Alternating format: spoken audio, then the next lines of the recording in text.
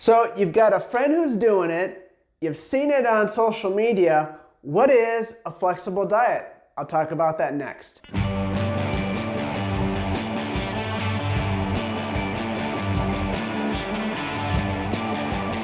Okay, first, let's describe what it's not.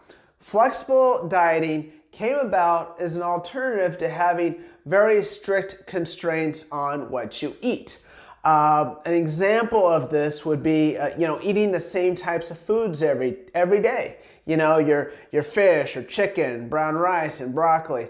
And another example of this constraint would be the number of meals you eat each day. You know, you have to eat X amount of meals at a certain amount of time. So you had a number of meals and also time of day that you had to hit.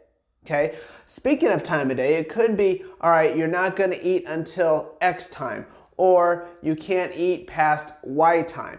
These are also constraints. So bottom line is, this type of nutrition puts you in a big box as far as what you can do and what you can't do in order to adhere to this diet. So let's start breaking down what it is. So what a flexible diet is, it allows for personal preferences and options, which gives you the ability to customize it specific to you. Now, there are guidelines. This isn't just to eat all you want. A popular way to do this, and this is the version of it that I use for a lot of my clients, is following macros, or IIFYM, if it fits your macros. Another way is calorie guidelines, but the reason I like the macros is because you specify the amount of protein, carbs, and fats that you are taking in throughout the day, but within that structure, you can pick and choose what foods you want to hit that.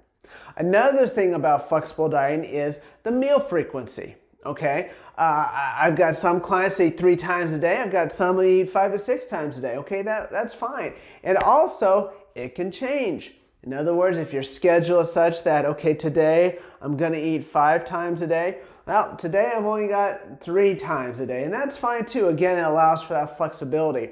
Also, from a timing perspective, some people, they prefer to not eat first thing in the morning. Some people prefer, not to eat past a certain time of night. That's fine.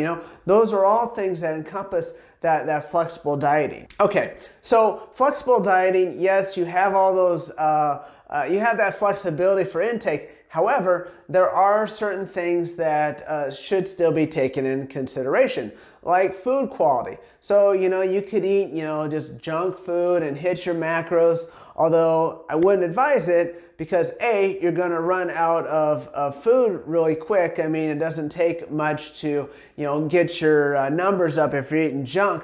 But also you're going to miss out on micronutrients, your vitamins, your minerals, your phytochemicals, your fiber. All of that needs to be taken into consideration when choosing those things. But you do get to choose it based on your preferences, your food palette, your budget, prep time, all those things.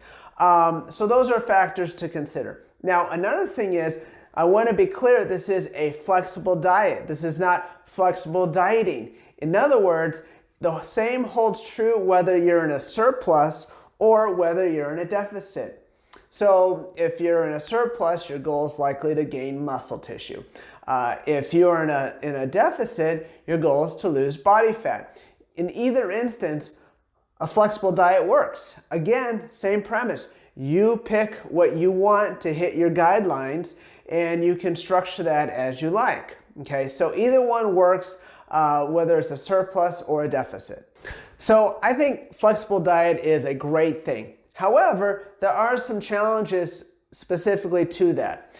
One is everything's not as black and white as it is with a traditional diet. Okay, you're not being told you need to be eating X, X, X, X at Y, Y, Y, Y. So there's some gray there because you have the freedom to make those choices, which can be a challenge, so it does require a little bit more planning. The other thing it requires is discipline. The reason why, you say, well, Ryan, yeah, all diets require discipline. However, if you're eating some of your favorite foods because you can with a flexible diet, I think that your discipline has to be a little harder because you are eating those things that maybe you enjoy more versus in a traditional sense where, you know what, I've had my fill of tilapia, I really don't want to eat anymore. So going back to the traditional diet, again, we just talked about the challenge of the flexible diet. Some people like that traditional diet because they do want things in a box. They want things more black and white. And if that's you, then okay, maybe a traditional diet is best, so it's all structured out and you don't have a lot of options. You know what, somewhere in between there might be the perfect answer for you. You know, so then you have your black and white, but then also you've got some gray there as well. You know, it depends on the person, but I think a flexible diet sets people up for long-term success. I think it helps with social settings because, you know, you can go over to a friend's house, you can go to a restaurant, you know, it allows you, I think, more real-world application. So you're not, if you're in a setting where you don't have your exact portions, your exact food, you can make a good choice and still hit your nutritional needs because you've practiced that and you've got those skill sets. And I think that sets people up for long-term success as well. Okay, let's recap the 4 things about a flexible diet. First, a flexible diet does not restrict you to specific types of foods or specific times or frequency. Okay? Number 2, a flexible diet does allow you to make choices based on the foods you like, the times of the day, how often you want to eat. Number 3, a flexible diet does have guidelines, whether it's macros that you need to hit, grams of protein, carbs, or fat, or maybe calorie guidelines.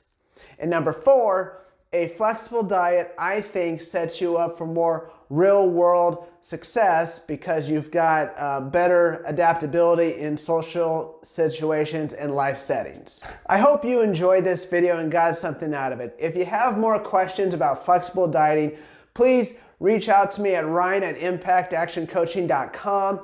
If you enjoyed this video, please like it. Please consider subscribing to the channel, and until next time, keep making every day count.